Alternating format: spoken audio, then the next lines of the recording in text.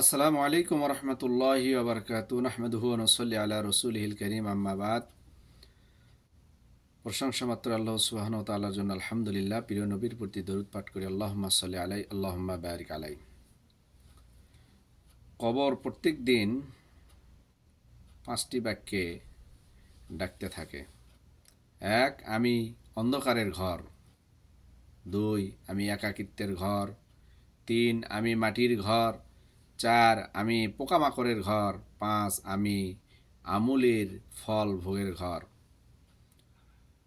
কবর এভাবে প্রত্যেক দিন মানুষকে ডাকতে থাকে। কবর প্রত্যেক দিন এভাবে মানুষকে ডাকতে থাকে, বলতে থাকে যে আমি অন্ধকারের ঘর, আমি একাকিত্বের ঘর, আমি মাটির ঘর, আমি পোকামাকড়ের ঘর, আমি আমূল ও ফল ভোগের ঘর। যার আমূল ভালো তাকে আমি